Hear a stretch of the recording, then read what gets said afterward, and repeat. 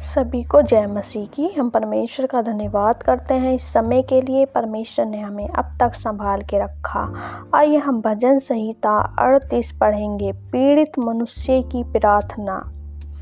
हे यहोवा, क्रोध में आकर मुझे झिड़क न दे और न जलजलाहट में आकर मेरी ताड़ना कर, क्योंकि तेरे तीर मुझ में लगे हैं और मैं तेरे हाथों के नीचे दबा हूँ। तेरे क्रोध के कारण मेरे शरीर में कुछ भी आरोग्यता नहीं और मेरे पाप के कारण मेरी हड्डियों में कुछ भी चैन नहीं, क्योंकि मेरे अधर्म के कामों में मेरा सिर डूब गया और वे भारी बोझ के समान मेरे सहने से बाहर हो गए हैं।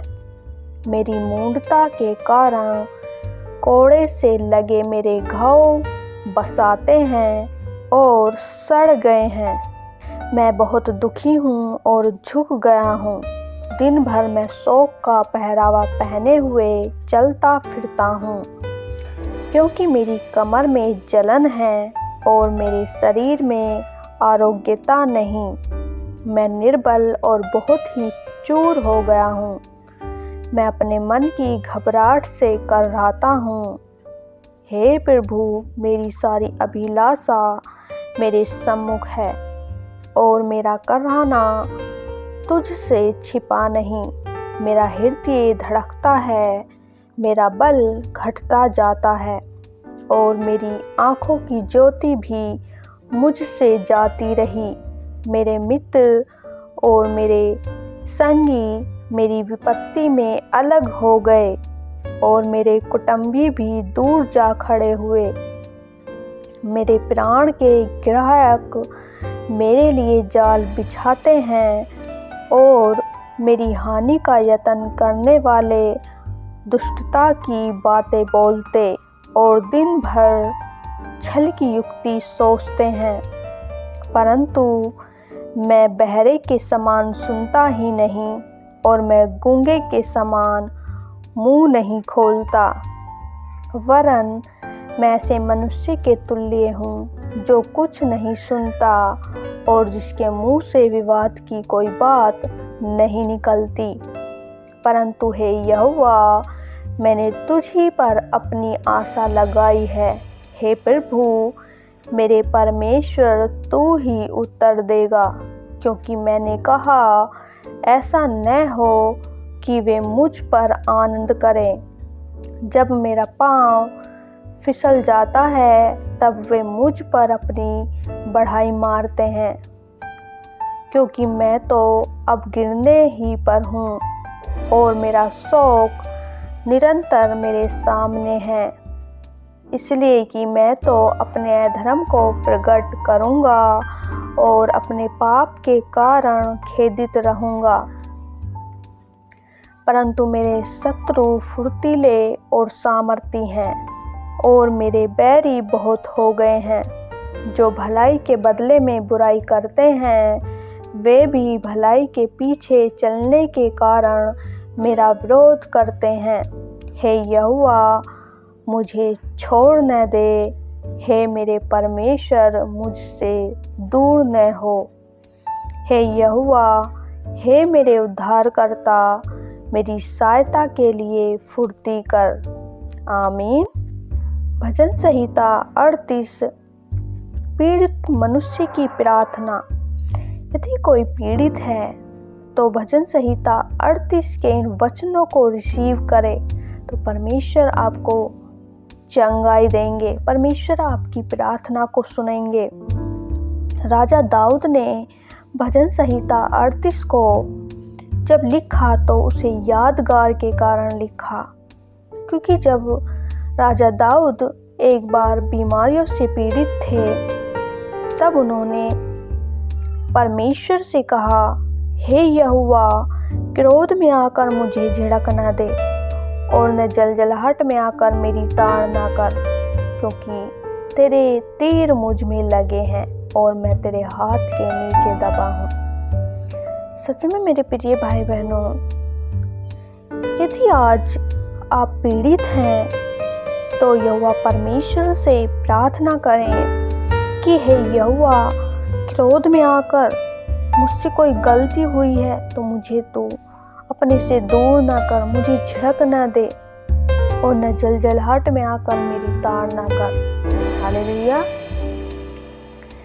आयत 3 में लिखा है, तेरे क्रोध के कारण मेरे शरीर में कुछ भी आरोग्यता नहीं और मेरे पाप के कारण मेरी हड्डियों में कुछ भी चैन नहीं, क्योंकि हमने पाप किया है, हम पापी हैं और इसलिए ही हमारे शरीर में बीमारियां हैं।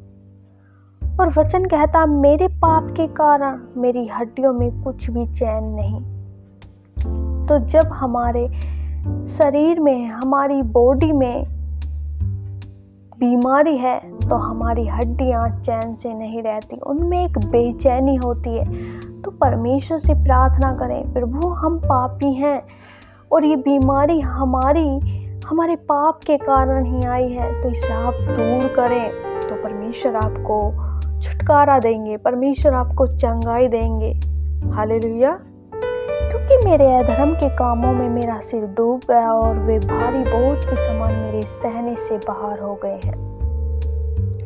जब हम अधर्म के कामों को करते हैं तो हमें पता नहीं चलता कि उन अधर्म के कामों में हम कितना डूब जाते हैं और भारी बोझ के समान हमारे से वे सहने से बाहर हो जाती हैं, क्योंकि एक भारी बोझ हमारे ऊपर होता है। हालेलुया। आयत 6 में लिखा, मैं बहुत दुखी हूँ और झुक गया हूँ, दिन भर मैं शोक का पहरावा पहने हुए चलता फिरता हूँ। क्योंकि ये बीमारी, ये परेशानी हमें अंदर से तोड़ देती है, हमारे शरीर को कमज़ोर करती हैं और दिन भर हम शोक का पहरावा पहने हुए चलते फिरते हैं, परंतु हमें कहीं भी आराम नहीं मिलता। लेकिन पिता परमेश्वर से आप विनती करें तो परमेश्वर आपको आराम देंगे, आपको छुटकारा देंगे। हालेलुया। मैं निर्बल और बहुत ही चूर हो गया हूँ, मैं अपने मन की घबराहट से कर रहा हूँ। जब हमारे अंदर रोग हो जाता है तो हमें एक अजीब सी बेचैनी, घबराहट होने लगती है और उससे हम कर्राते हैं, क्योंकि हमें कहीं भी चैन नहीं मिलता। तो परमेश्वर से राजा दाऊद प्रार्थना करते हैं कि मुझे कहीं भी चैन नहीं मिल रहा है।